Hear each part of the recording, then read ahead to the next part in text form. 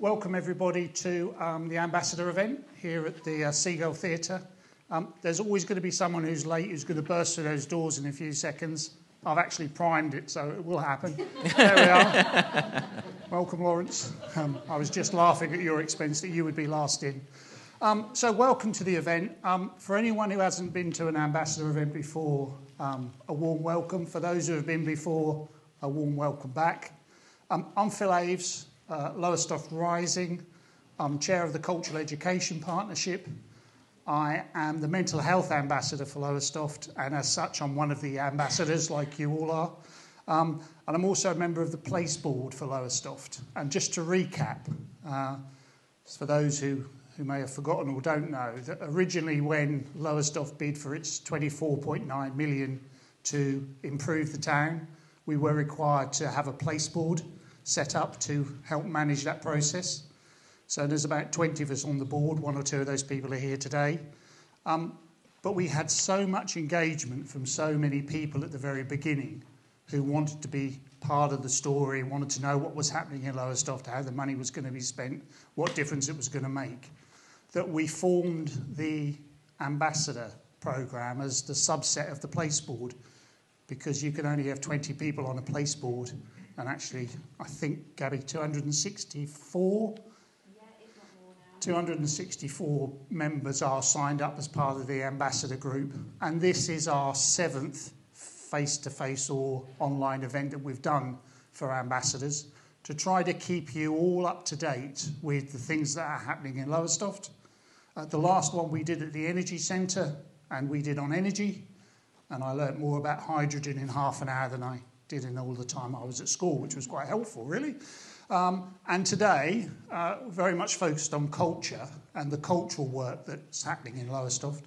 And we're in a cultural venue which is kind of perfect. We do try really hard to match the venue with that. And at the end of the day, Karen and Des, who are right at the back, as far away as you could possibly be, up there in the Royal Box, it looks like from here, they are going to offer you a tour of the extensive additions that have been taken place at the Seagull Theatre. They're going to do a talk towards the end of the afternoon, and then they're going to offer anyone who wants to go and have a look around.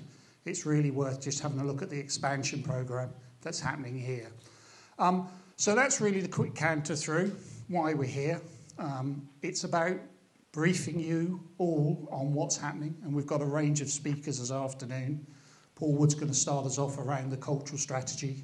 Then the HAS team are going to talk to you about the HAS. We've got Laurence, who's made his late appearance, and Johnny are going to talk about the town hall. We've got the Literacy Trust here, who are going to talk about the reading programme that's going on in Lowestoft. Josh is going to talk about the film festival. Des and Karen are going to talk about the Seagull itself and the tour. Thanks, Phil. So I'm Paul Wood. I'm Head of Economic Development and Regeneration at East Suffolk Council. And I'm going to give you a quick run through our cultural strategy. And when I say our, I mean East Suffolk, not East Suffolk Council, because this is a strategy for the district, not just for the council. So by way of background, I think we're in the right place for this. I mean, Lowestoft has sort of spearheaded the sort of cultural regeneration and cultural development that led to the development of a district-wide strategy. Some of you may be aware as well, probably a year or two ago, we went for a joint bid with Great Yarmouth for a City of Culture, which, although very well received, was unsuccessful. But the council was quite brave and said, well, we've committed some money towards the development of this bid, a significant sum. Even if we fail, we still want to use this funding to, develop the cultural sector in East Suffolk. And this really is the first product of that, and this really is just the sort of the beginning of the district-wide approach. And as I say, cultural regeneration and development has been ongoing for a number of years in Lowestoft and has been highly successful as part of the wider regeneration programme we have for the town. So, the key aim of the strategy is to try and bring together what can be a disparate sector, but also looking at this in terms of how it can help us achieve our economic growth, resilience and diversification objectives, but also a number of sort of community objectives around health and well-being, community cohesion, and also wider community development. So culture, as I'm sure most of you are aware, has many facets and has many benefits, and they're not just necessarily economic. So I'm just going to make sure I can use the technology now. Hey. See, Gabby, I was listening. Oh. There we go. So the strategy itself has a clear structure, as you would expect. It considers the sort of current size, but also the range of the sector. It sets out what we want to achieve in East Suffolk, but it also identifies those sort of priorities. And it provides a high-level action plan, which will then form the basis of more detailed plans, which then we will take forward. So, as usual, the strategy provides the framework, the delivery plan is the actual doing. So moving on. So I suppose the question is, well, why have a cultural strategy? Well, as I said, the cultural sector is very important in East Suffolk. We have a rich, diverse, but disparate sector, I think that's fair to say. It doesn't speak with one voice at the moment, and it doesn't have an overarching vision. However, it does have an opportunity to help us achieve our sort of district-wide objectives around economic growth and enabling communities. It supports our ambitions around tourism, town regeneration and revitalisation, making sure we have a resilient employment and business base, supports health and well-being objectives, again, cohesive communities and community pride. So, as I said, it's a many-splendid thing, the cultural sector, and can help us achieve a number of our objectives. This slide just gives a sort of run-through of the sort of cultural assets that we have within the district. And as you can see, there are many, and they are varied as well.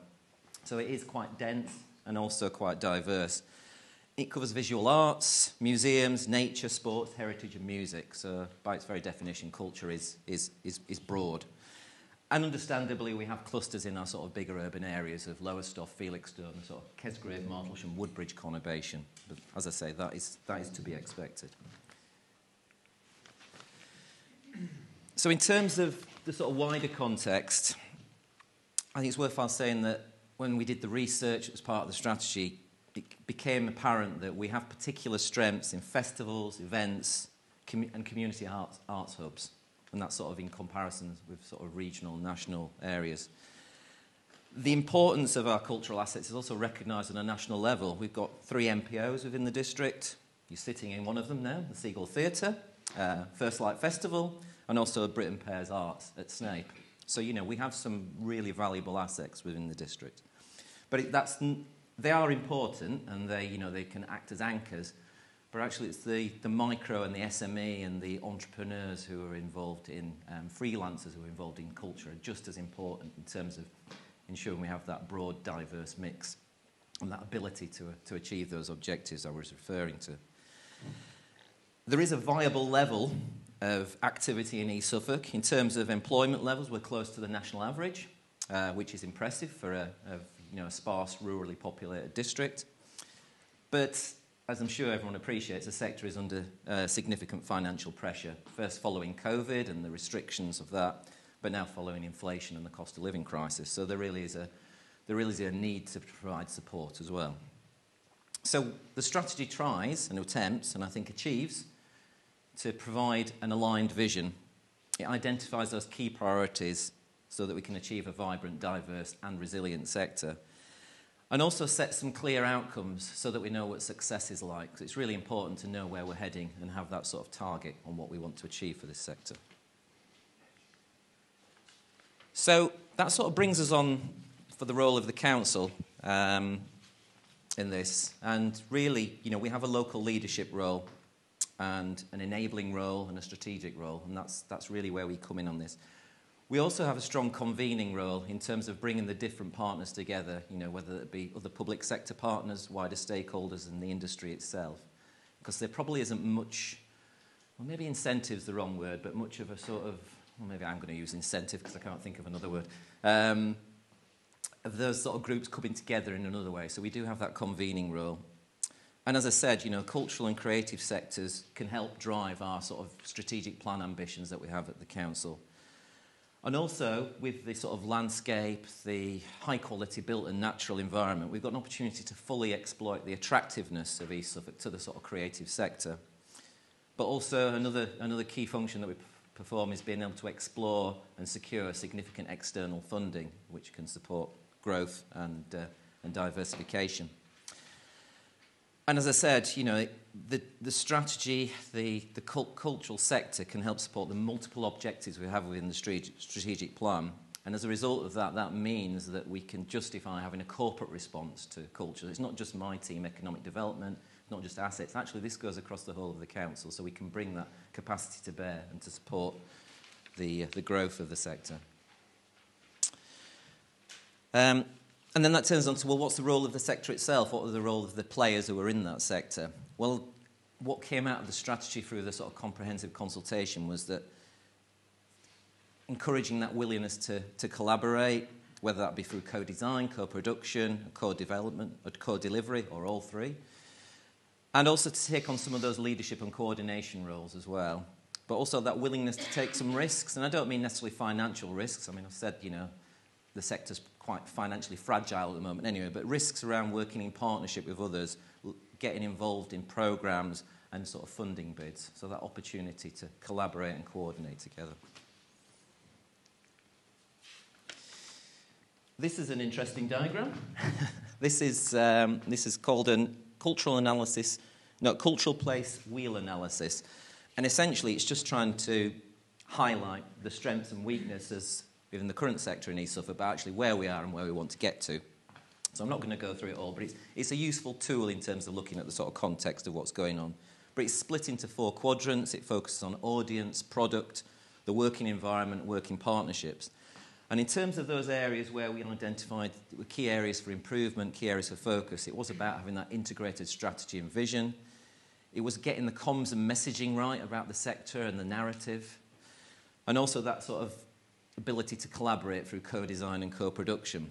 In terms of strengths, cultural venues and infrastructure came out, the cultural programmes and events that we're engaged in East Suffolk, and also the stakeholders and the champions that are involved in the sector. So those were the areas that perhaps needed less focus or areas that we can build upon. As I said, there was comprehensive stakeholder engagement through the development of the strategy. That included industry partners and wider stakeholders. And as you can expect, there was a lot of passionate comments and engagement from this sector. There's a few of the comments on the slide there, but I think what's important is that all the views that we got through the course of developing the strategy have helped shape its final form. And more importantly, ongoing engagement is going to be vital in terms of delivering a successful strategy. So it isn't something that we've done the consultation. East Suffolk has got this strategy. It will go off and try and deliver it on its own. That just won't work. We've got to work in partnership. We've got to work with the sector. We've got to work with our other sort of partners and stakeholders. And as with all strategies, we have a vision. That is the vision. I'm not going to read it out. I think everybody can see that boldly enough there. But the key is, I think, that it doesn't just focus on the economic benefits of culture. Clearly, that's important to me. I head up the economic development team at East Suffolk and responsibility for ensuring that we have a healthy and growing economy. As I said, the community aspects of this are just as important, the health and well-being, opportunities, community development and community cohesion. And he also has sort of 3 clear priority areas. Again, how we can support the cultural and creative to thrive and making the most of the potential that exists within this sector. That we ensure there's opportunities for people there, and specifically young people as well, in terms of getting into to this sector, and provides clear pathways, whether it's for entrepreneurialism, skills and talent and other sort of employment opportunities. And then that sort of community focus as well, which I've talked about a number of times. Again, this is a fairly complicated slide, so I'm not going to run through it all, but what it's trying to get across is the sort of the key themes of the strategy, the key areas around sort of economy, communities and people. And the next step will be about delivering the sort of short, medium and long-term planning associated with this strategy. And as I said, this is going to have to be, well, it will be a collaborative approach. It'll be done in partnership with a cultural steering group that will be established, and that will include, obviously, ourselves, but partners, public and private sector, and also the industry in order to move this forward. And there'll be a number of strands within that delivery plan that different areas will sort of take ownership of. And the strategy itself is available on the East Suffolk Council website. And I think that is the final slide. So that's it. My name is Rebecca Stiles, and my colleague here is Alyson Tipping. She'll be speaking to you in a few moments. We are the project managers for the Lowestoft Heritage Action Zones. We're going to spend a few minutes just talking to you today about the work that we've been delivering. Okay, so Lowestoft has 2 heritage action zones. There's one in the north of the town, which is indicated here on the map in green, which you can't read very well, but that includes the historic High Street, the schools and the former fishing village. That one started in 2018 and draws to a close over the next few months. And then we've got the London Road Heritage Action Zone, which is in blue, which covers the south of the town, including the commercial centre of Kirkley, the Victorian seafront, and it also goes up to include the post office as well. We are one of only 6 or 7 places in the country which has 2 heritage action zones, so we're very fortunate in Lowestoft to have a lot of investment in heritage-led regeneration. So the Heritage Action Zone projects are funded by Historic England and a lead partner, so in our case it's East Suffolk Council. We are delivering this in partnership with Lowestoft Vision, Lowestoft Town Council and the East Suffolk Building Preservation Trust, as well as community groups and other partners on the ground. So they are principally heritage-led regeneration schemes, so much of the core amount of work we do is around awarding funding to building owners to make improvements to those the historic buildings. So between the 2 heritage action zones, we've awarded over £800,000 of funding to 27 private buildings, sites and units across the town within the Heritage Action Zone boundaries, which has also drawn in over £450,000 of match funding. So this has included works like shopfront improvements. So the picture that you can see behind me is, I'm hoping you can tell which is the before and which is the after. It's on the historic High Street. So you can see that we've had a modern 20th century shopfront which was taken out. We've used sort of surrounding architectural details as well as historic plans and imagery to recreate a shopfront using traditional materials and traditional crafts as well. So there's a nice timber shopfront you can see there. But we've also funded works across other sites, including sort of repairing original sash windows, redecorating buildings using breathable mineral-based materials, commissioning traditional sign writing, replacing modern new PVC casement windows with traditional sashes, doing repairs to masonry and stone, as well as repairing roofs and chimneys and other projects. So it's using money to invest in the area, and that by doing that we're attracting more businesses into some of these units, and then we create more footfall, and the whole area will benefit from relatively small amounts of investment. So another example of something that's been funded through the Heritage Action Zone projects is Crown School. Again, I'm hoping you can tell which is before and after. The wall collapsed around 2015 and the school was partially accessible. So using as many flints that we could from the original wall, we've rebuilt that with a lime mortar and created some buttresses as well so that the wall stands again and you can now walk up and down Crown School Wall as well. So they're just some of the projects that we've funded. We've also funded major conservation repairs to the former post office. I'm sure it's a building that we're all familiar with in Lowestoft. The pictures, you can see the condition of some of the stonework before we started on site, and how we left site. So we did a large amount of stone consolidation works, mortar repairs. We repaired 49 sliding sash windows. We replaced an asbestos roof with a natural Welsh slate. So we've done extensive works to the fabric of the listed building. And then we're going to hand over for a conversion phase, which Johnny and Lawrence will be talking to you about a bit later, to bring that building back into use. But the repairs to the listed building were all part of the Heritage Action Zone project. And also through the work that we've delivered in terms of capital works, like physical works to the building, here's an example of a project which has come about through those works. So Postmark is a project which is being delivered as part of the post office. So the lead contractors were R.G. Carter, and they wanted to not only deliver the works, but also see how their contract could benefit the local community as well. So they commissioned an artist who you can see in the picture there.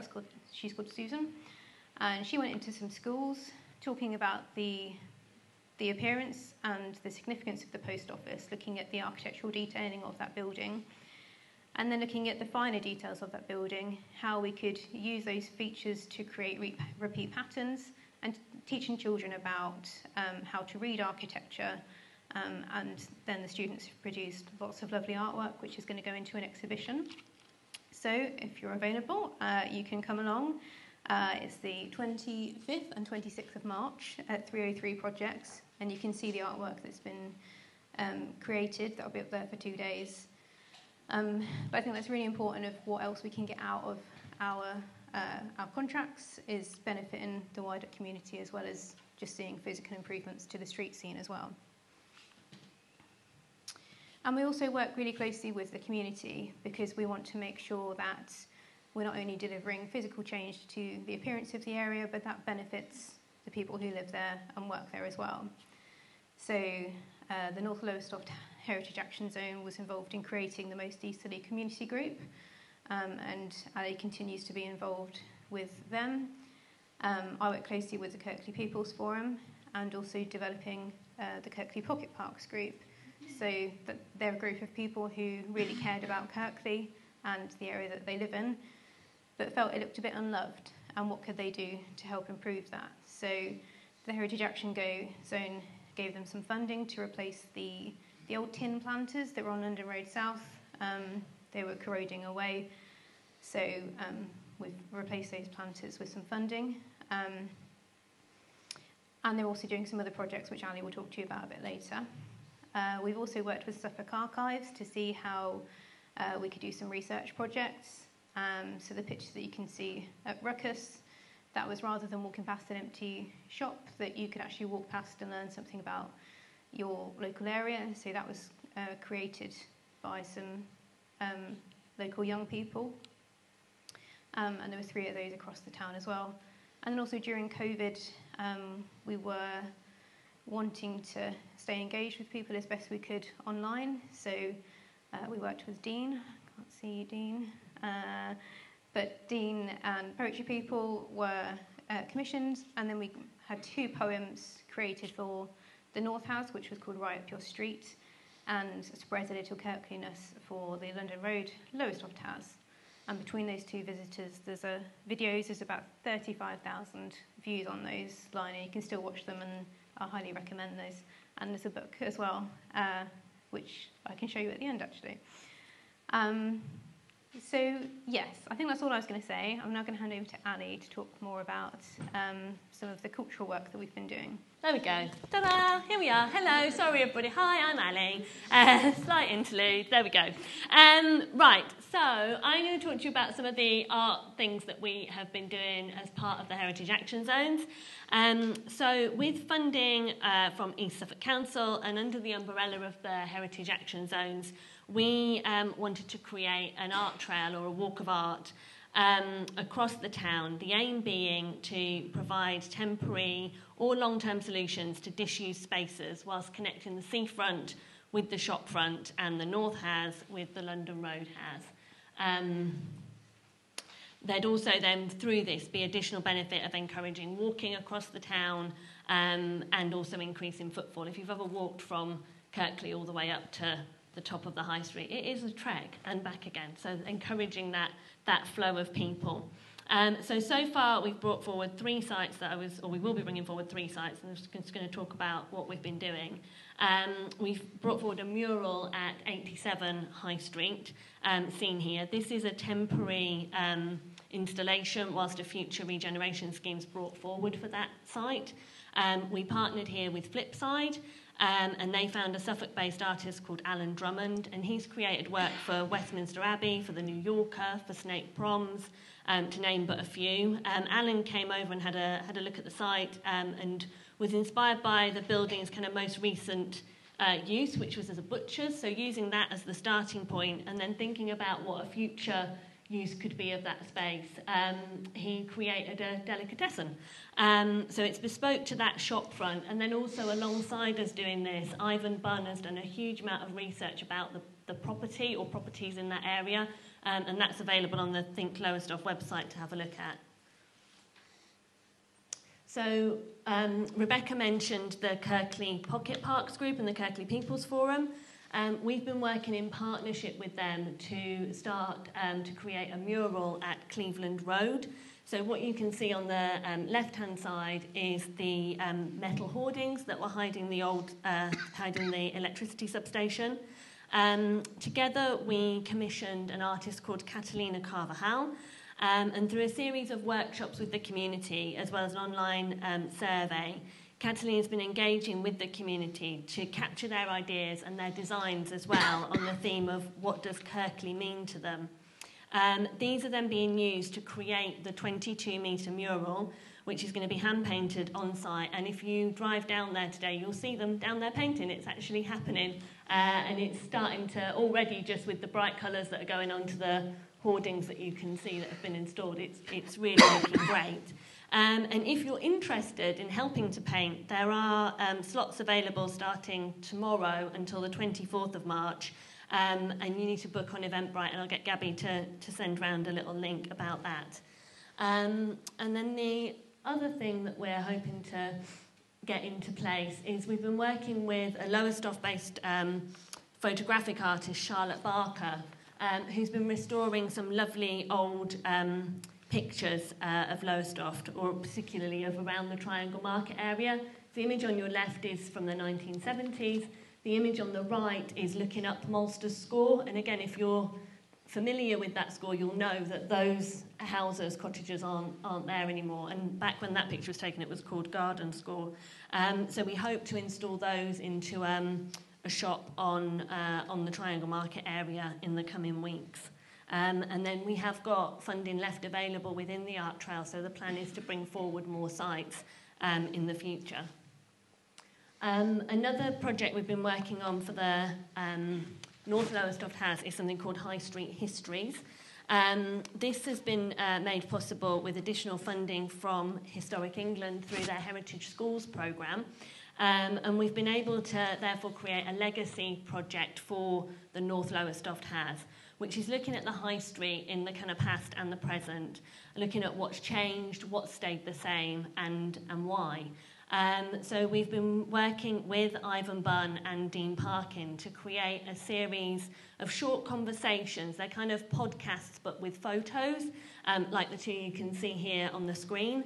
So these two are of the same section of the High Street. The top one is looking north, and just in the very top of that picture, you can see the town hall and the clock tower, just to give you your bearings. And then the bottom picture is looking south. It's the same area, so the tall building on your left in that top picture is the same as the tall building on your right in that bottom picture. So it's looking at photographs like that, and then looking at the modern day and looking at the architectural detailing and what's changed and why that might have happened. So things like widening the High Street to make way for the trams was one of the reasons we lost some of our lovely old buildings. I think a lot of the ones on the right-hand side in the top picture aren't there anymore. So that is being created for schools. So there'll be an accompanying worksheet, and we're launching that next week at a CPD event. But because we've realised the films are probably actually just quite interesting to people of Lowestoft, they will be available via social media and through Poetry People's YouTube for you all to watch and enjoy. So I'm going to move on to talk about the cultural programme. The London Road Lowestoft Heritage Action Zone was awarded £90,000 of funding from Historic England to spend on cultural activities to help make high streets more vibrant places to visit. So our cultural programme is being delivered by cultural organisations locally, and it's separated into 5 projects. I think I've got a slide on each one. Yes. So we have been working with First Light Festival to deliver Letters from the Past, and this saw the creation of a new poem, an elegy to the post office by Luke Wright, and a piece of artwork which you can see there on the left by Lucinda Rogers. And Luke's poem is available to listen to on First Light's YouTube channel.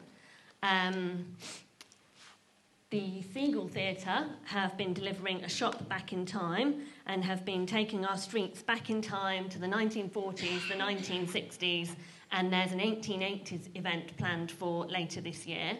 The 1940s weekend was a huge success, with 77% of people reporting that they visited the local shops during their time at the event, and 96% of people saying they would visit London Road South again. As a result of the success of the 40s weekend, the Seagull are planning to make that an annual event, so that's a great outcome from that project. The third commission was called Mind the Gap, and that was delivered by Suffolk Archives and VoiceCloud. The project worked with local volunteers, and it was looking at the 175th anniversary of the railway coming to Lowestoft. This resulted in public performances last August, plus a visit into schools.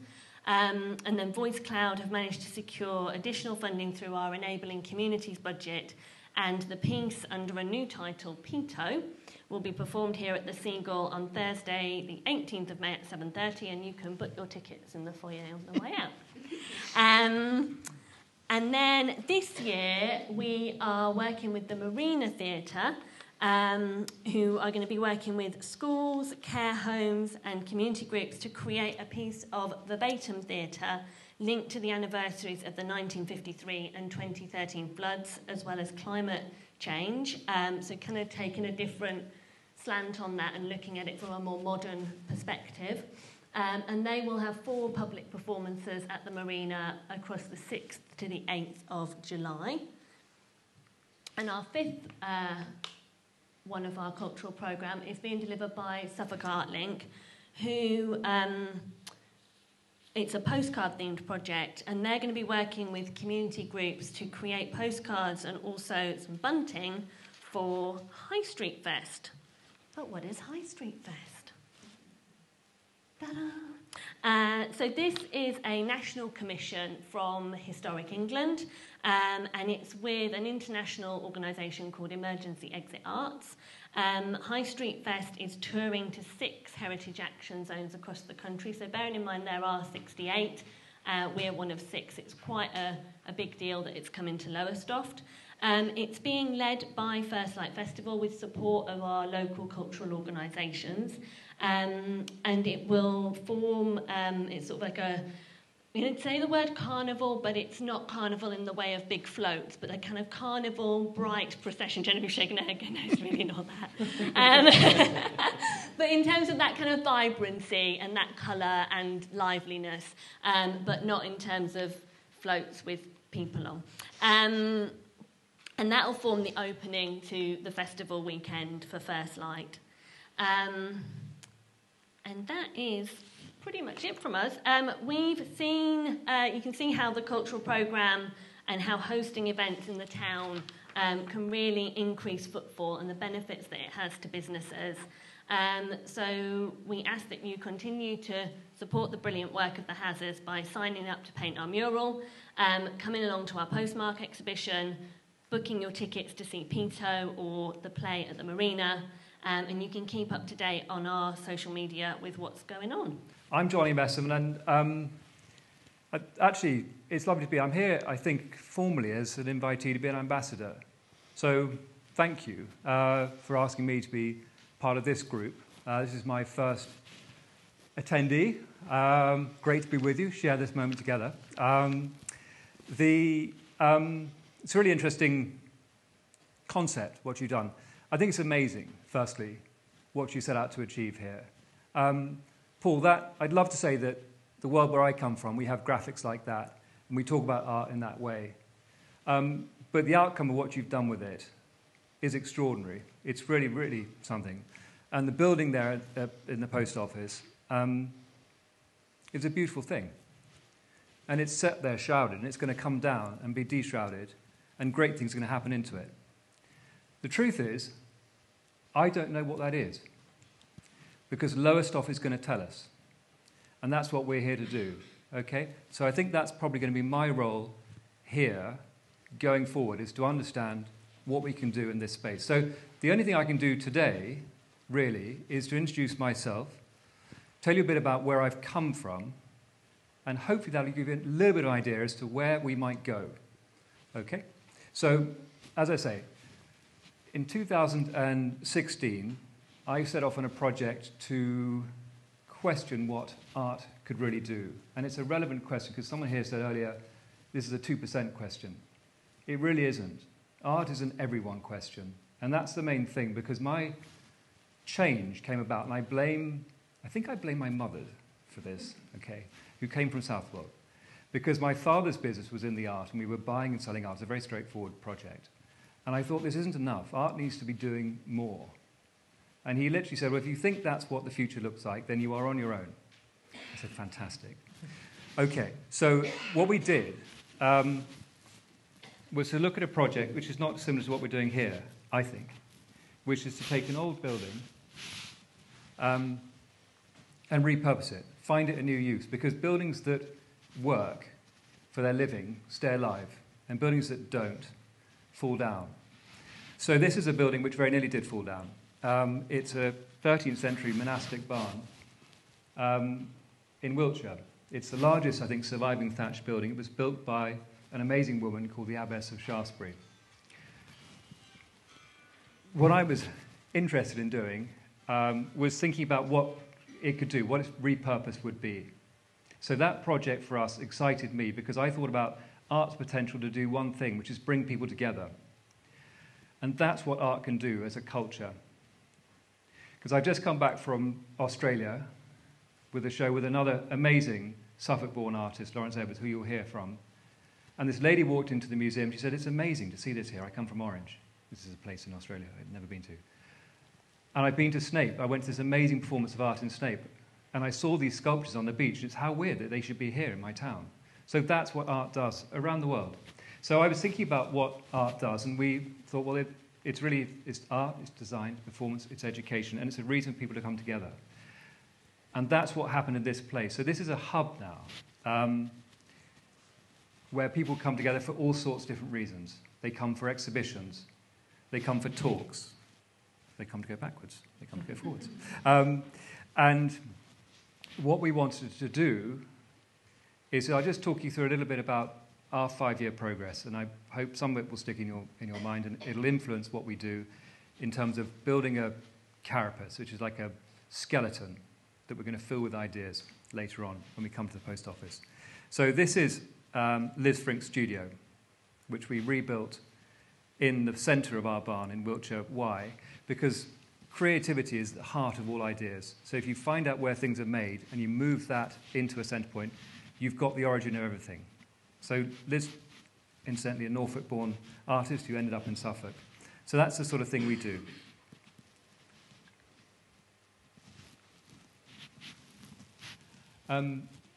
Because making is like a language.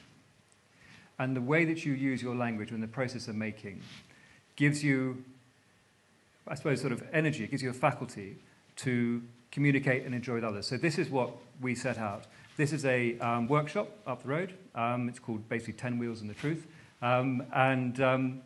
It's booked out back-to-back with courses in making. This is a ceramics course, and we're building space alongside, which will be for wood and print work as well. And I think some of this may be in the outcome of what happens in the post office, in my view. This is our restaurant, because that's also part of what we do. This is everything we've done in Wiltshire. So when you come down to visit, this will be part of your experience. And I think, again, it may reflect things that we do when we come to the post office. We have two places. We have that lovely energy around using local sources. So you think about the people who are in the area, who are your great suppliers, who are the people you can use, who you'd like to have on your table. Would you like the local veg? Would you like the local fish? What's the story you can tell there?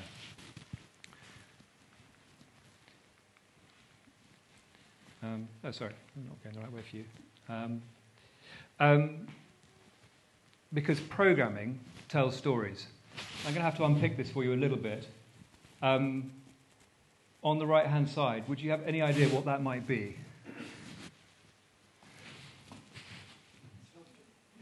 It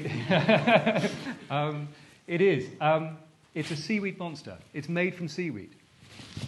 It's by a Danish artist, and it's part of a program we did about the tide. And the reason that and we commissioned it. We had artists on site who came in, stayed, built on site, and presented a piece in seaweed. Why? Because it's a thought-provoking object.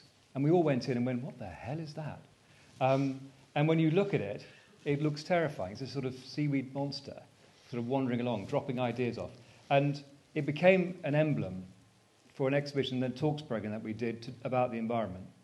So it led to a series of talks that we then had on site about issues on environment, carbon regeneration, seaweed. Turns out, who knew? It's the biggest regenerative material you can do. You replant in the sea, carbon is stored back into it. You can use it on field. Apparently, you can feed it to cattle. Right? That helps a lot. So programming leads to discussion. That's one of the lovely things that we found out when we did. Anyhow, these are the ideas. We support emerging talent artists as well. These are some of the artists who've come on through our program.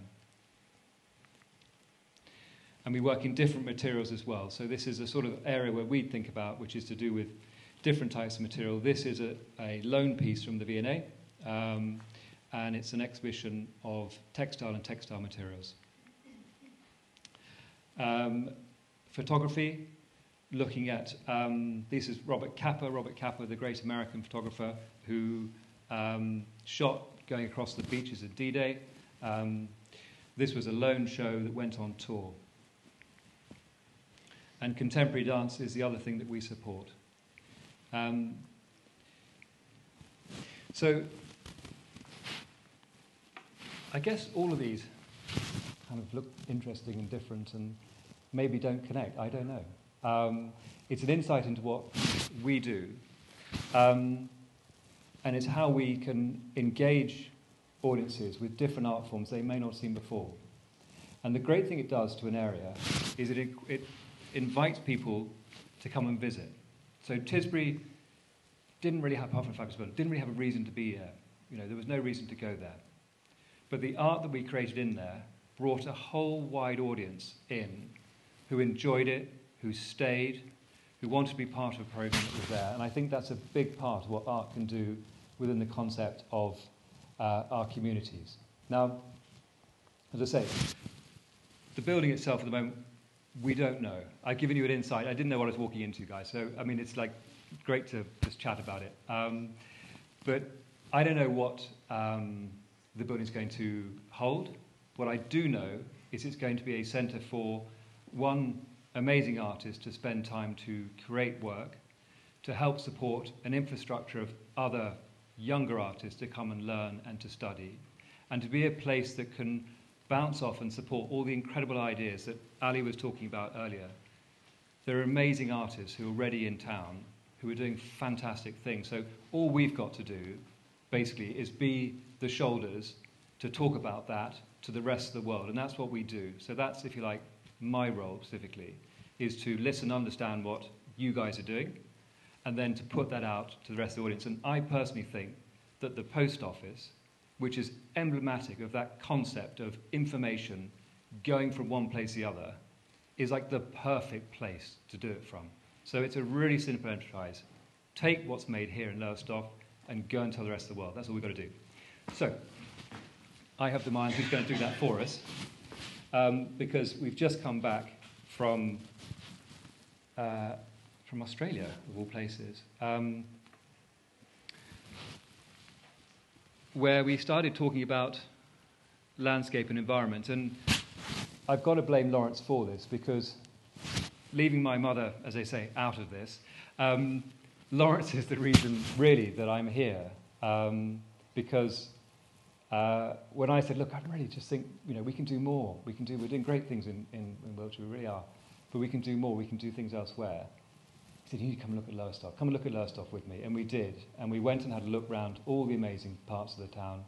And we said, the post office spoke to us. And we said, this is a project we can do together. And I think it's a once-in-a-lifetime project. We've been looking elsewhere, but this is where we'd like to do it. And I think it's largely because of this artist here, who I'm going to introduce, because we've known each other for a fair old time.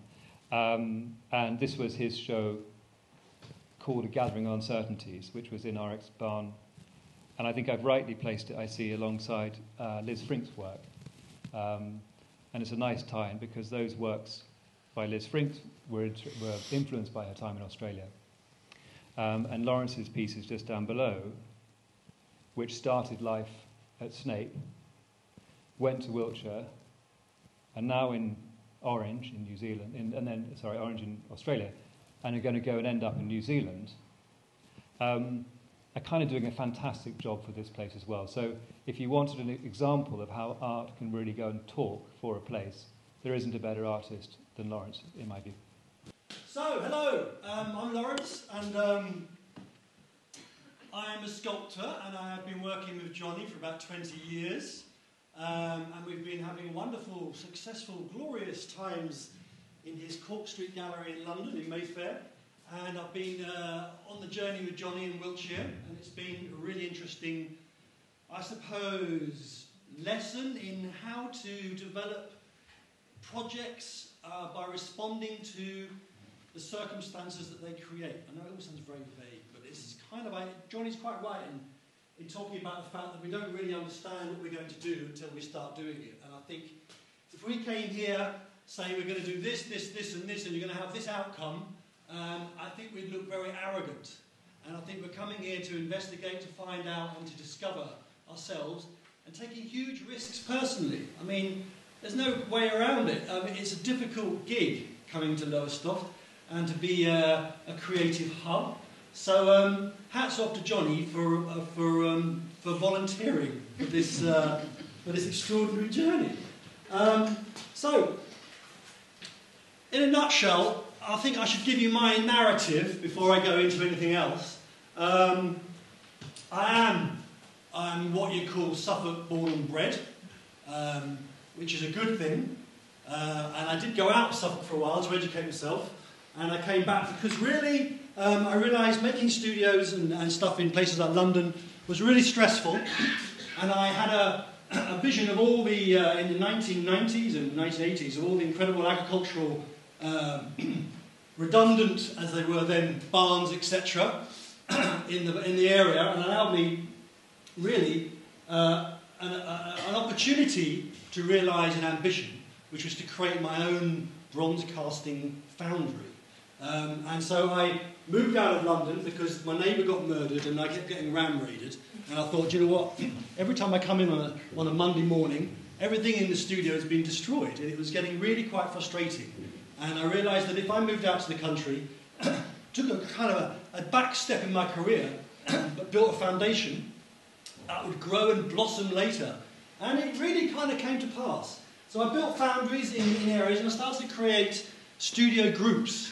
So we had kind of farmhouses and barns in places like Laxfield, where we had about 15 artists living and working together, running and working in foundries. I then moved to a place called Butley, where again I set up studio groups. I ran charities, exhibiting groups, etc., as well as pursuing my own career and casting the work of other sculptors, helping careers of international artists as well as local ones. And I began to really kind of develop, I suppose, a social awareness as well as making sculpture. All that time I was falling in love more and more with my area. I was brought up in Snape, which was really lucky for me, having Henry Moore in the end of my yard, as it were, in Barbara Hepworth and the whole kind of Benjamin Britten history. I didn't really take much notice of that as a kid. I was much more in the mud, in the marshes, and piddling around in my canoes and drowning and catching eels and killing coiclids. was that kind of job. So culture was always in the background, but I was much more of a kind of a yokel local. But slowly the culture came through, and I realised it would fuse really with the landscape around me. And I think this was really one of my kind of foundation projects, where I made these 8-foot bronze men, and they very much were kind of redolent of my experiences as a child in the marshes, and the whole history of the area, i.e. the Saxon burials. The kind of, when I was a child in Snape, or a younger person, we had these excavations taking place in the fields, and you'd dig down, and you'd find these sand bodies at the bottom of these pits with these little boats. And these sand bodies were these black-shaped people that archaeologists had dug through light-coloured sand to get to. So you dig through all this pigmented red sand, eventually find black sand, and you stop, and you eventually reveal these bodies. And it was these bodies that have stuck with me, really. It's funny how things grow. They stuck with me through the years. And I realised that basically I was a disappointed child, that the archaeology of my area was just sort of stains of sand. There was no suits of armour, there was no skeletons, there was no scarabs. There was just this earth people. But that disappointment kind of grew into a kind of a fascination with our kind of relationship to earth. And I think in a sense, the undergroundness, the kind of subterranean of my area, became my kind of muse. And to make earth people and to make them into those metal objects that were not there when I was young, and to represent metal objects in a sense into the landscape was really kind of my kind of journey. Writers like Seybold and Roger Deacon and Robert McFarlane were writing about this area, and I realised that this area had an incredible kind of potential, really. In a sense, it's, I don't want to be rude about my own world, but this kind of lack of architectural topography, this kind of elisions of water and landscape where there wasn't much to get hold of physically, I think allowed for an intellectual and emotional and a kind of allowed a place for the imagination to grow. And I think that I was really lucky in being brought up here, where landscape didn't give you all the answers, where you had to work at it. And I feel that that journey for me is continuing. And I'm really enjoying the fact that Lowestoft is probably going to be one of my most exciting moments. I was brought up in Suffolk, and I ended up at Lowestoft College. I was at Alyson High School, and I didn't do too well. And I knew there was only one thing I was any good at. It was either the Royal Navy, not the Royal Navy actually, the Merchant Navy, or I became an artist because my dad said I was good at drawing. And the bikers, the Bramfield Budgies and all these guys, let me do the backs of their leather jackets. And I took some leather jackets and some album covers to Lowestoft College for an interview. And they were the only people that accepted me. And I know it sounds silly, and I could get quite emotional talking about this, because it's very true. I went to Ipswich, I went to Bury, I went to all these places, and they all said, Laurence, you're basically not up to the mark. And having not done very well at school, and being rejected by people who I thought were going to be my homes, I really did find myself on a cliff with the sea behind me, a crumbling cliff, and I was in a place called Lowestoft. And Lowestoft said, you've got some ability and you've got a chance. And they gave me a chance. And I went to a course called, it probably lasted that year, it was called Preliminary Art and Design, which basically meant you went there after school, and for a year you could sort of find your feet, do a couple of O-levels, and see if you could get yourself onto the next course, which was called a foundation course. And they were superheroes. The foundation students in Lowestoft were like gods. They were like, my God, you're going to go around the world from here. This course is going to give you degrees, and they're going to give you a whole load of tickets and access to the outside world. So I worked my socks off on this course, and the first project on this course was to make a sculpture, a proposal for a sculpture for the East Point. And I realised, I found out that Lowestoft was the most easterly point in England. And I got really excited and made a cotton wool sea and a tinfoil sail in a shoebox, a tin. And I was really pleased with my sculpture, and I passed the grades.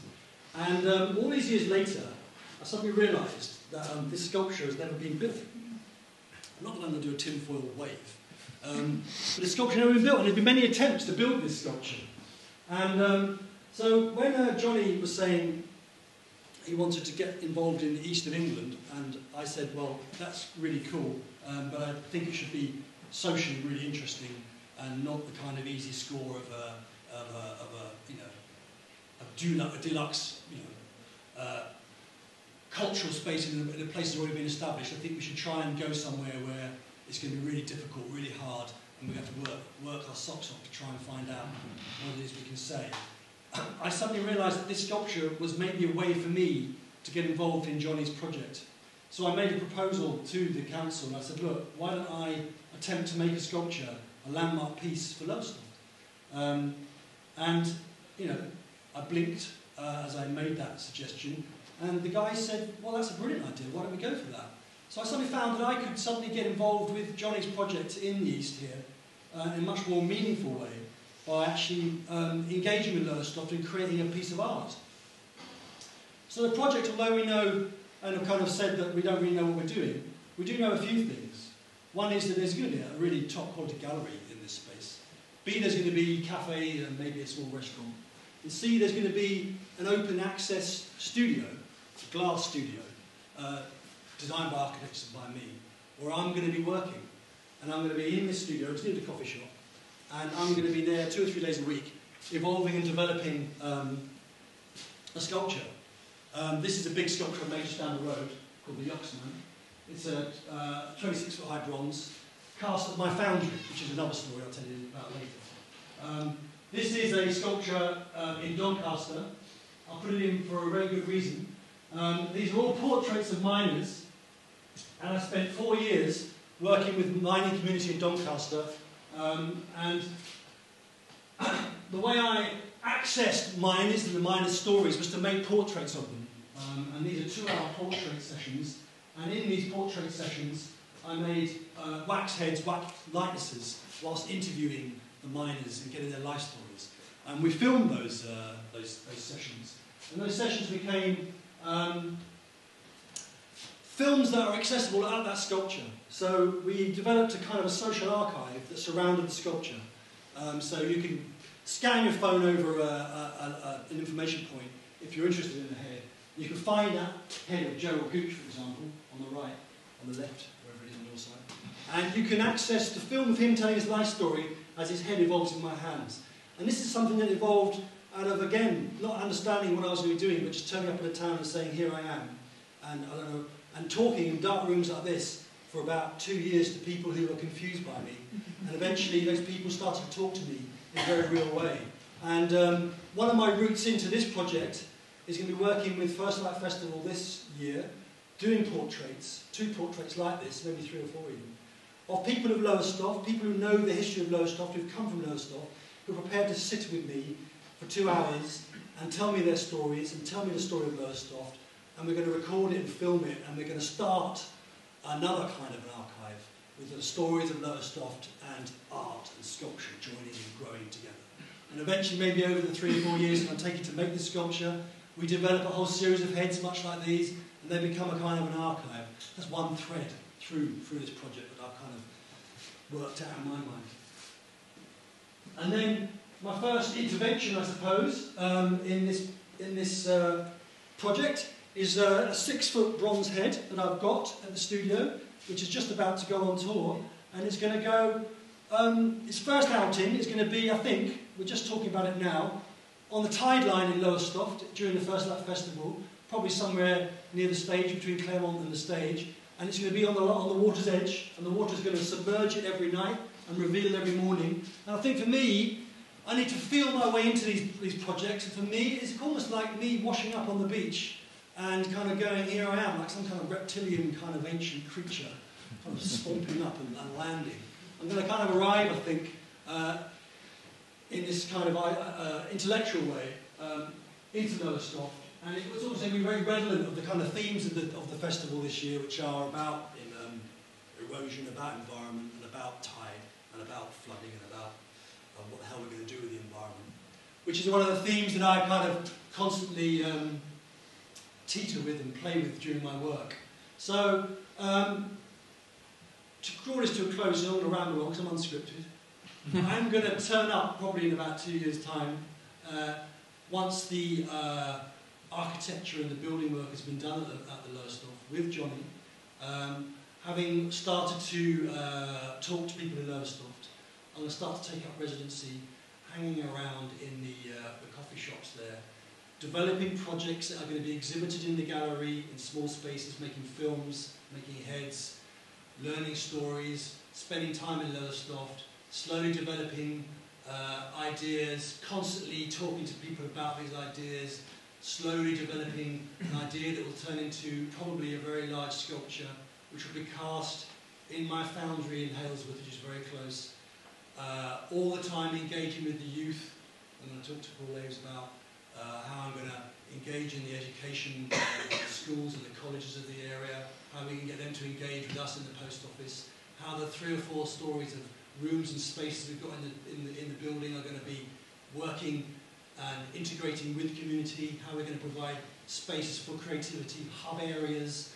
It's just so fascinating to be in a position where you haven't had to write a strategy, you haven't had to come up with all the answers before you've asked the questions, that we're going to go into these buildings and we're going to try and discover, see who comes out of the woodwork, quite literally, who comes out of the sea, who comes out of the sand, and who starts to go on a journey with us, and who is going to come to the high street, and who's going to tell their story, and who's going to help build another story. And really, by the end of this, in about 4 or 5 years' time, I'm hoping, I don't even know where it's going to be, that there's some large-scale work is going to be owned by the town and is telling the stories of a town and a particular story of its journey here. So I have got a very, very short presentation, but oh my goodness, the last 4 speakers, it's just been incredible hearing about the work that has been happening and is going to be happening. And I just want you all to take a moment to think about those opportunities and think about the children that are living in Lowestoft at the moment and how we can include them. And so with Get Suffolk Reading, it's obviously a project that is around literacy, so it's raising the literacy levels of everyone living in Lowestoft, but obviously focusing on children. And I just think it's so important. I think we've all got responsibility to be helping the children with their literacy needs, so that they can really be part of these wonderful projects that are coming on board. And with the literacy, it's not just about the reading, it's about the communication, it's about the discussions, it's around their aspiration that they have for their lives that are ahead of them. So I just think it just fits so well, and it's just so inspiring hearing what's going to be happening in Lowestoft. And I really hope that Get Suffolk Reading can play a little part in supporting the children, and all you as well. You'll hear at the end how I'd like to see if it's possible for you all to get involved. So I'm just going to quickly go through just some of the sort of facts around reading and the importance of reading, just to sort of put that into context, how it has its impact on the cognitive development and sets the foundation for a lifetime of learning for children. It's estimated that over 500,000 children in the UK do not own a book. And for the 5 to age group, that's 1 in 5. So some of you might have seen on a McDonald's advert, 1 in 5 children don't have a book. That's actually for the 5 to 8 age group. Adults with poor literacy skills are often locked out of the job market, and they're unable to support their children. Reading to children helps develop their language skills, improves their ability to understand and express themselves. This in turn can lead to better communication skills, really essential for building strong relationships and navigating the world around them. Helps develop their imagination and their creativity. When they're exposed to different stories, characters and settings, they learn to think outside the box and come up with their own ideas. Again, I think that's linking so strongly back to the presentations that we've had today. Helps them to become creative problem solvers and better thinkers. Also helps them to develop empathy, emotional intelligence, and when they're exposed to the different characters and emotions, they learn to understand and relate to others, helping them to be more compassionate. Reading to children also helps promote relaxation and a sense of calm. Listening to a story can be soothing and a calming experience, which can help children to relax and sleep better at night. Furthermore, it provides children an opportunity for bonding and connection with a parent or a caregiver, gives that special time for children to feel safe and loved while they learn and grow. So by reading to children at a young age, we're really setting that foundation for that lifetime of learning and emotional intelligence, and promote the overall mental health of our children and better employment outcomes. So as I say, that's just a little bit of a context around the real importance of supporting children with their literacy. So Get Suffolk Reading is a project that's run by the National Literacy Trust. There's actually a commitment to Suffolk and Lowestoft for 10 years by the Trust. The initial project is 2 years, of which we're literally just a year into that first 2 years of funding from Suffolk County Council.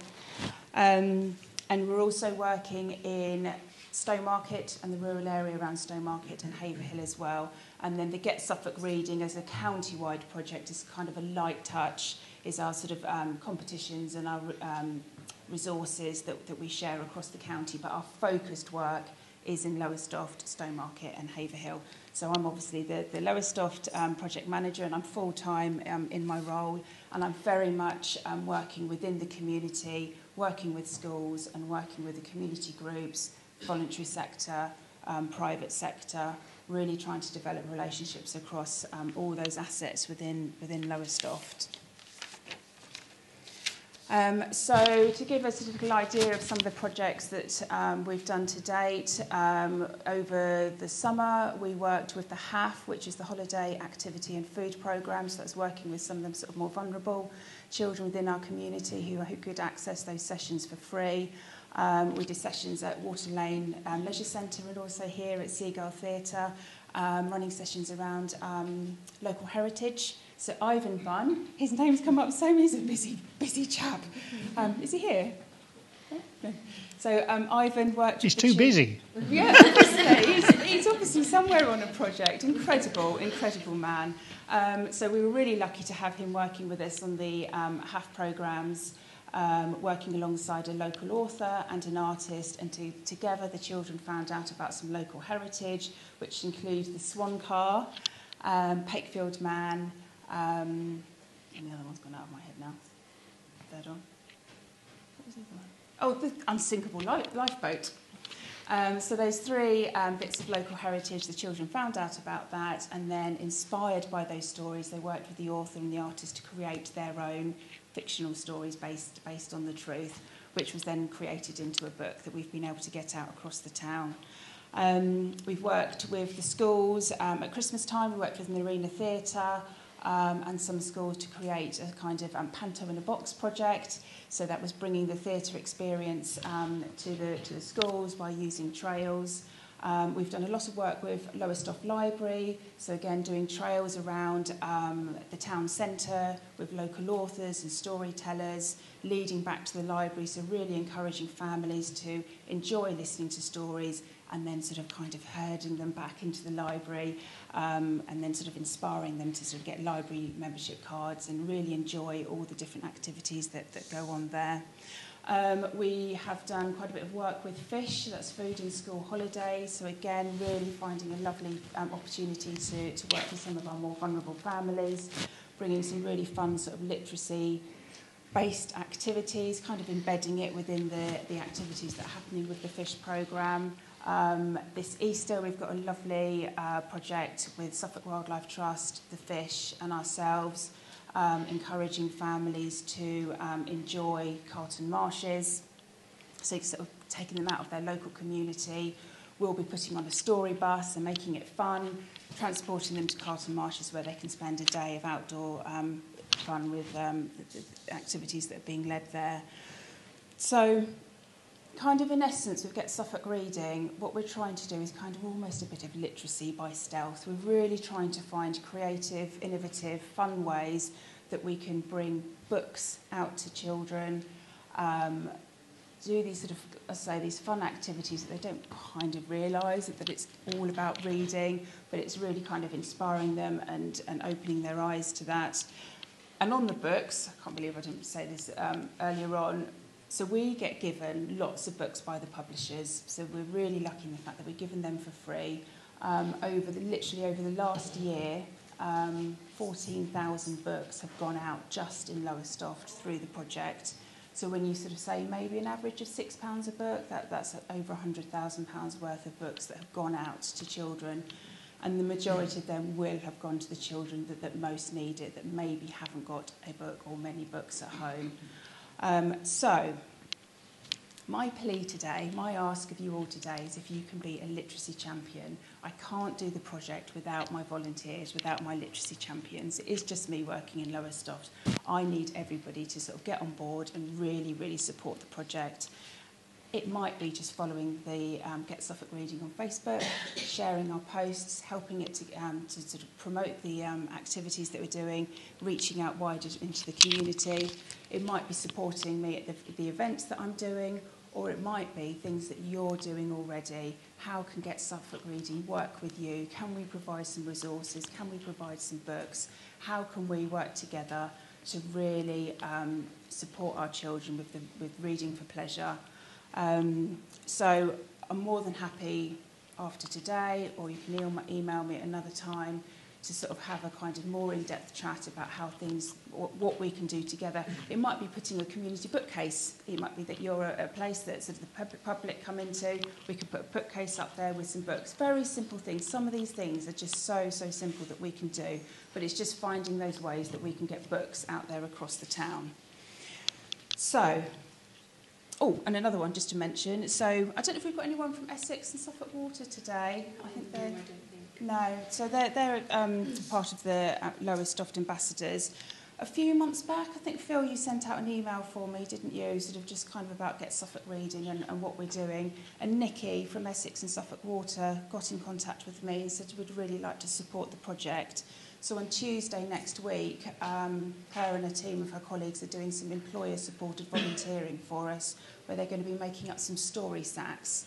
So a story sack is a bag with a book, so we're going to be using the Beautiful the Rabbit, Guess How Much I Love You books, and then putting together activities that can go in that bag that will inspire parents to use that book with their children and to find different ways of how they can really enjoy the story, do some pretend bunny ears, hop around, just kind of really sort of, because some parents really do need that help. They really need to sometimes have it a little bit spelt out to them, the different ways that they can enjoy a book with their children, how they can overcome some of the barriers they have. So, as I say, Essex and Suffolk Water will be helping us to put those story sacks together next week, and we will then be able to get them out across the community. So today, what I'd like you all to do, I've got a pile of books outside. Some of you might have seen me stacking them up as you came in. I would like you all to take a book and think of who you can gift that book to. So is there a child in your life that you can give that book to? If there isn't, or you're thinking, the children I know have got plenty of books, you could just leave it somewhere. You could do what we call look for a book. So you could hide it somewhere. And I've got some little flyers that you can stick on the front to say, sort of, congratulations, you found a book that's been gifted by Lowestoft ambassadors. But I just kind of want you all to sort of start thinking about what can you personally do? What responsibility have you got? And this is just a very small thing that you can do. And sometimes, like when I've done look for a book, you put it somewhere and then you walk off and then you just sort of wait. And see who picks it up, or just the gift of giving it to a child that you know, and seeing what their reaction is, and just it's incredible. It's such a simple thing, giving a book, but children do love books. They really do love books, and it's very inspiring when you sort of see their reaction to them. So, as I say, at the end of the session, please do take a book, and then do what you please with it, as long as it somehow gets into the hand of a child. So yes, hello. We will start now. So the Seagull Theatre. We're going to talk a little bit about the history, what has gone on through the years, and then look into the future as well, and our plans. So these are the different things we're going to talk about. So the background is, for those of you who don't know, is it used to be an infant school. It was an infant school right up until the Second World War, and then it closed down, and Pakefield children were the first children, actually, I think, across the whole country to be evacuated. And they were also the last children to be returned to their parents. So they were the children who were away the longest from their families. And it never reopened as an infant school again. It was never a school again. But it was Suffolk County Council owned, and it became a multi-use building. It's been used over the years for many things. So It's been an arts centre in the 50s, and it was run with arts courses. CWS Coachworks did an apprenticeship scheme from here for those apprentices learning to work on the coaches, and that was why the big doors were put in at the front of the building so they could bring the coaches in. In 1973, it became a drama centre, Lowestoft Drama Centre. All of these times, it was still Suffolk County Council owned, and it's just had multi-uses. In the 80s, the name got changed to the Seagull Theatre, and they ran lots of different courses that were associated with Lowestoft College from here, specifically the cultural courses, so musical theatre, singing, acting. They were all run from here. We have many, many people who still come back to this building all the time telling us that they came here and did their performing arts course. We've also had, I don't know if any of you know the actor Sean Harris. He started here. He still pops in every now and then. We never know when he's going to turn up, and he'll never tell you because he likes to be very low-key, but he will just rock up sometimes and come in and have a chat to whoever's about. It stopped being Suffolk County Council owned around mid-2004, 2005, well, I think in terms of when they wanted to give up the building, yes, and then it went up for sale. And it was looking highly likely that the building was going to be sold to developers and was going to get pulled down. It was considered not fit for purpose, despite the fact that it was full of community groups. It was full of amateur groups. It was full of people who were very passionate about the building. And so a big campaign was launched in Lowestoft, Save Our Seagull, SOS, and it lasted for quite a few years, and a lot of people got behind it. We've been told Judi Dench got behind it. We don't actually have proof of that, but we like to tell that story, along with some other named people. And basically at the 11th hour, and I think it really was at the 11th hour, I think Malcolm might be able to vouch for that, one of our directors, some anonymous benefactors stepped in and extremely kindly bought the building to stop it from being pulled down and to stop it going to developers. And then it was given to the community, and it sat empty for a while. I think there was a lot of talk about what we're actually going to do, how we're going to make it work, and then people started getting behind it, and a manager was put in place, and volunteers came forward. The building had paint donated and bits and bobs, and we started, and I was here then as a volunteer, and we started to paint it and spruce it up. Some of the studios upstairs, which we can show you later, had to stay boarded up because the wood around the window frames was rotten, so we couldn't actually remove the boards because the windows would have fallen out. And that was how we started and began. And I was a volunteer back then, and John Hales was the then manager. And then we can fast forward. We had a lot of time where we just had to try and get things in place. We just had to try and make it work and just find a way to pay to keep the building running, to pay for the utilities, and it was pretty basic back then. But John is an actor, director, writer, so he was very passionate about getting lots of art back in the building, which he did. And then, due to ill health, he had to step down. And in 2015, I was asked to come on board as the manager, which I did. And here we are today. We are the Seagull Lowestoft CIC. We're a community interest company. We're a not-for-profit, and we are growing at quite a rate right now, which is really exciting. Hello. I get the pleasure of talking to you about our model of operation. So what is it that how do we run, how do we manage to be as successful as we're currently being? So first and foremost, as Karen's already said, we're a not-for-profit venue, but most importantly, we are a community not-for-profit venue. And what that means for us is that we are embedded within the community from which we come. I've lived in Lowestoft for 25 years, and I'm the person that is probably the newest to Lowestoft that's involved with the building. Pretty much everybody else involved in leading and managing this building comes from within the community we seek to serve. And that's a really important part of who we are. We are born and bred, and not so much myself, but generally born and bred within this community, hoping to understand the needs of the community that we're coming from. The mission statement for the organisation is that we seek to transform our community through the arts. And that's a really important part of what we do. How do we do that? Essentially, the model is fairly straightforward. If you come on a Friday, Saturday night, sometimes a Thursday night, you can come and you can see a show in here.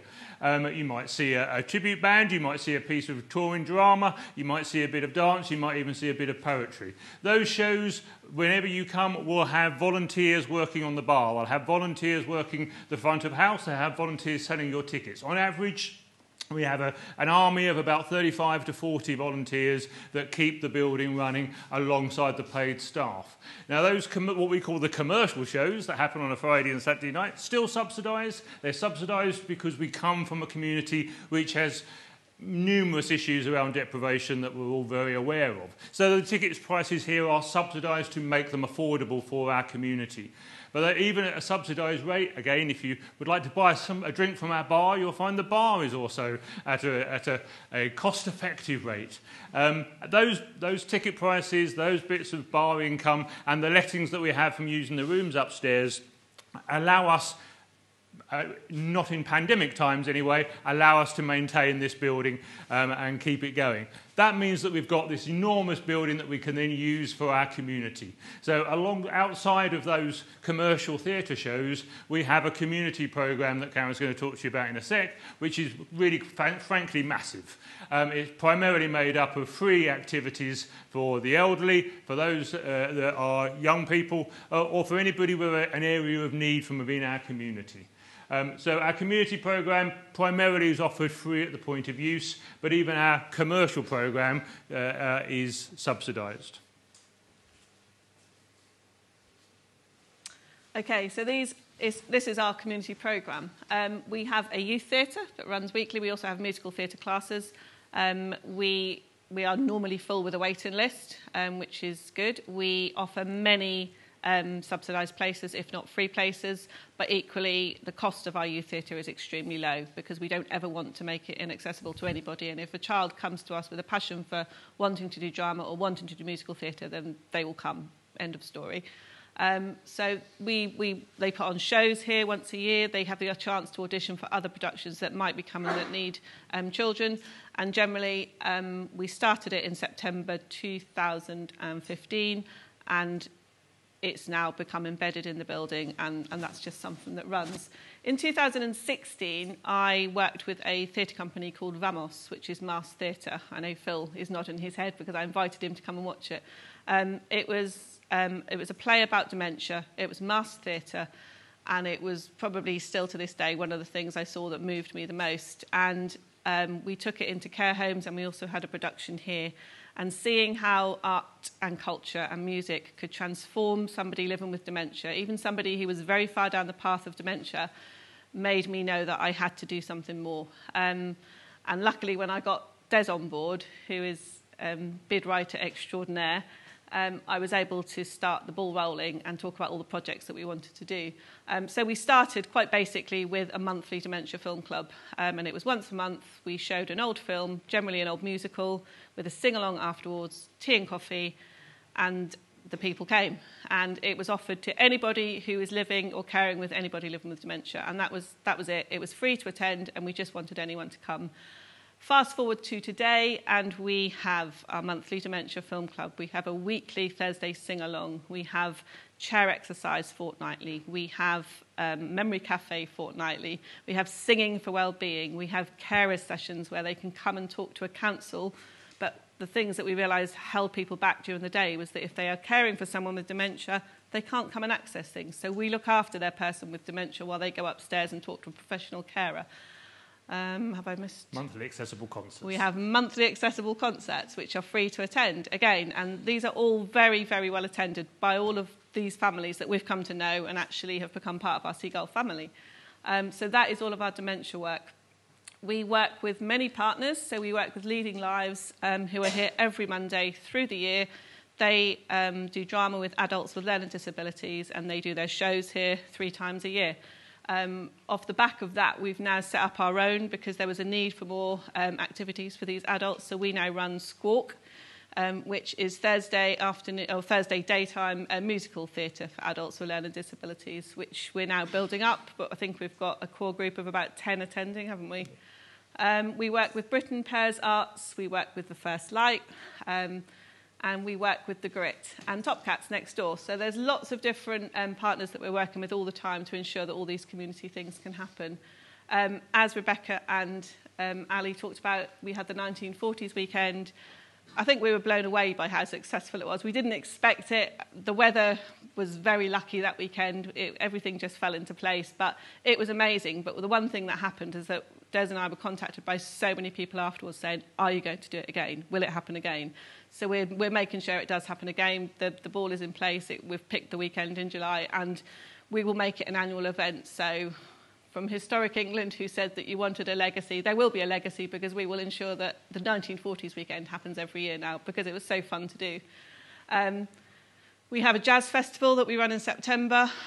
This used to be run by one of my former directors, Bob Blizzard, who, as I'm sure many of you know, was a former MP. He was also one of my directors and a good friend, and he always had a passion next to politics for jazz, and he wanted to bring high-quality jazz to Lowestoft. He was a regular member of Ronnie Scott's in London, and he was just highly passionate about making it accessible for people in Lowestoft. And he had the first jazz festival here in 2016. It went well. The people came, and he wanted to make it an annual event. So we did that, and sadly, Bob died last year. But before he died, and from his hospital bed, he begged us to continue it and said, please keep it happening, please don't let it stop. He'd already programmed last year's festival, so he left us with a very easy job for last year. And so this year, with some funding that Des was able to secure, we've been able to extend the Jazz Festival. We're now taking it into extra venues this year to make it more of a Lowestoft Jazz Festival. I'm in contact with some top jazz acts, knowing nothing about jazz, but learning as I go. But it's amazing. So it's quite a big thing. And actually, from talking to the audience last year, we were bringing in audience from London. We were bringing audience from up north who were actually coming down to the Jazz Festival. We had the Shadow Chancellor's family here for the whole weekend, came to every single event. They booked the Hatfield Hotel, and they attended all of the concerts. And I'm still in touch with her family today, because they wanted me to keep in touch with them. We also run a big schools project. We work with Year 6 children every summer term across 4 schools, and we deliver their end of Year 6 play with them. We have a professional writer write us a play bespoke for that school. We take it into the school, and we put in 2 professional tutors to work with those children, and then they come here and they perform their final primary school piece before they go on to high school here in the theatre. We have also worked with the early years schools, and we've done a very similar thing. What other schools projects have we done? I think for now. Sorry? That was it, wasn't it? I don't know. We're delivering one this year for East Point Academy, actually. This is our trial. So what we do for Year 6, we're slightly making it a bit more grown up, and we're going to go into East Point Academy and do the same thing in July. I mean, it's going to be our trial, and if it works, then we're going to take it out to other high schools as well. But yes, I think that's it. Okay, and that's not the whole of the community programme. There are other bits. So, and again, before you leave, please take a programme, because at the back of the programme, you've got a list of all of the community activities. And as I say, the vast majority of those things are offered free at the point of use to our community. We have been, as someone mentioned earlier, very grateful and happy to be acknowledged this year. From April, we will be a national portfolio organisation.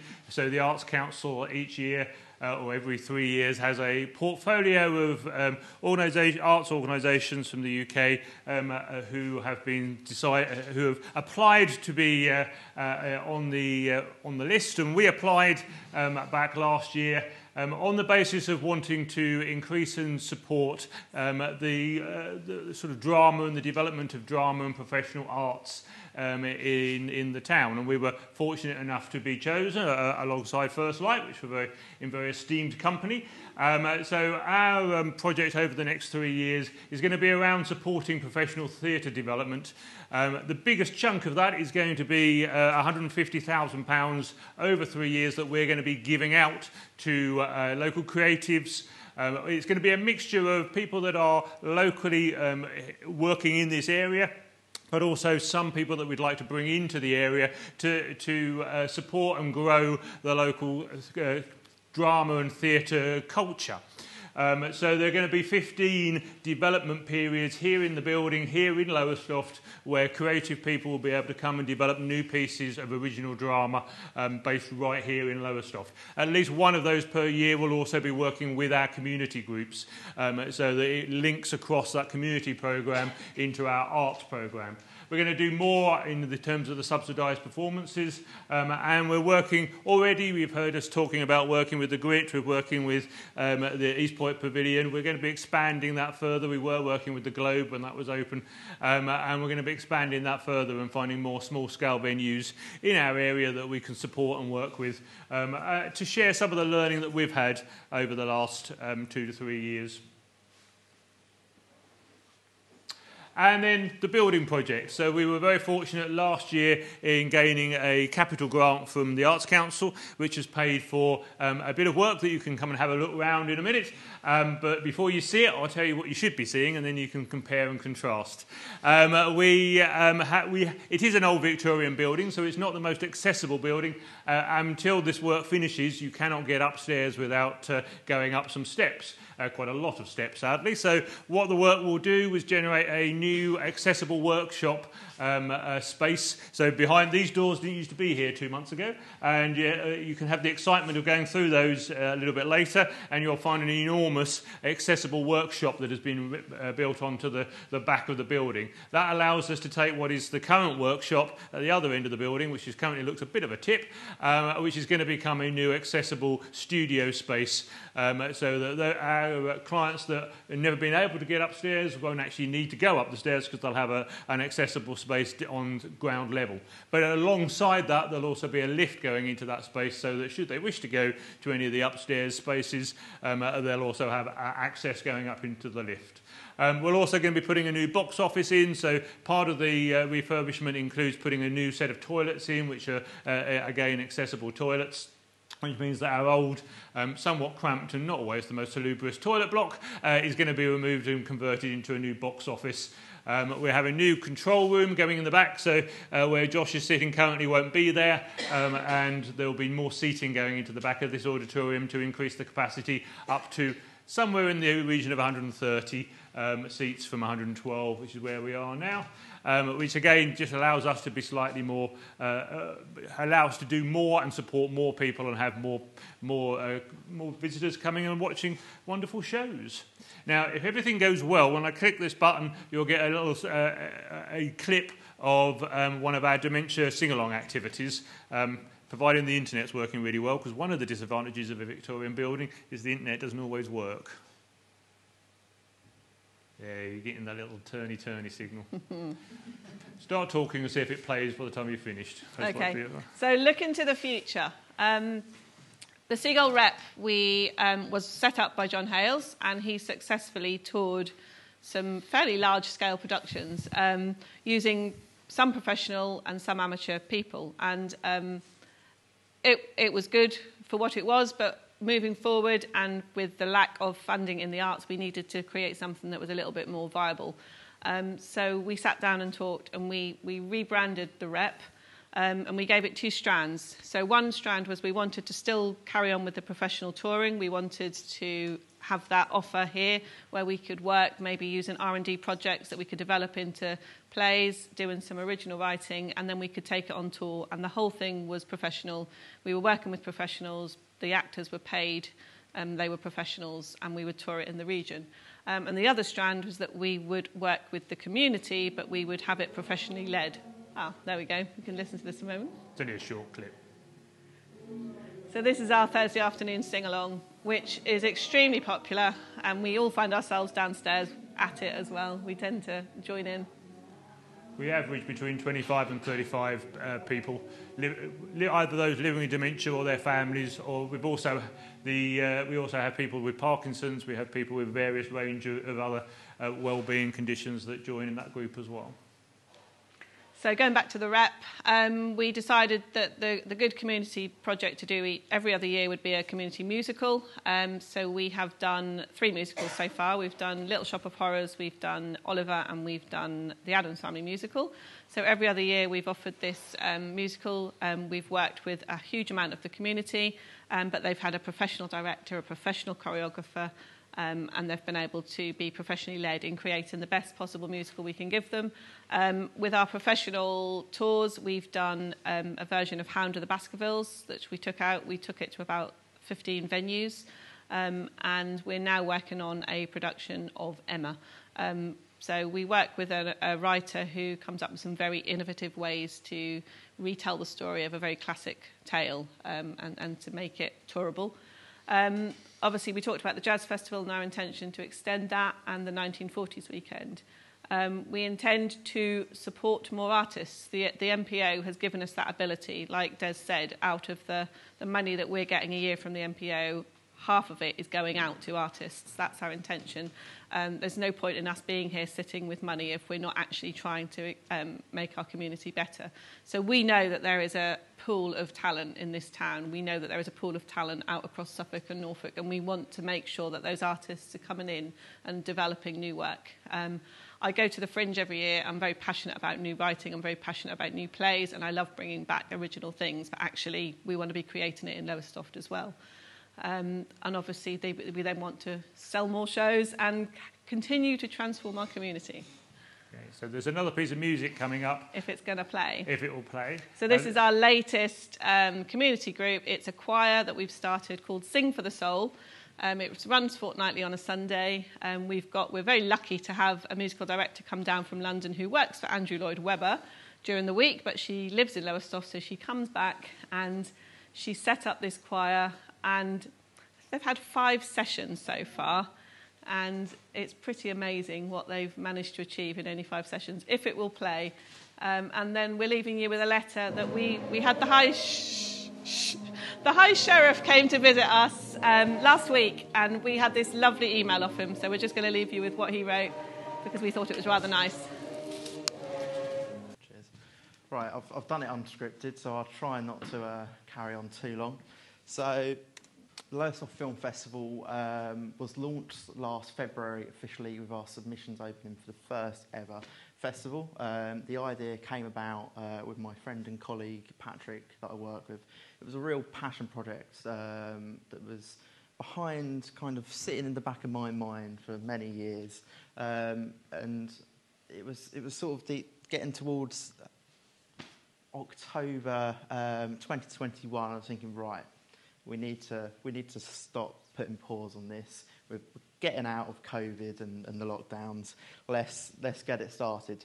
So we had nearing 400 submissions for our first edition last year, and over 2,000 people attended the first event as well, with people travelling from London, Bristol, and many other places, aspiring filmmakers, and first-time filmmakers, female filmmakers, lots of varying sort of demographics, but our preference is supporting specifically with BFI's guidelines under 25-year-olds, but we obviously have to expand that because you can't sort of limit an audience. You get whoever turns up.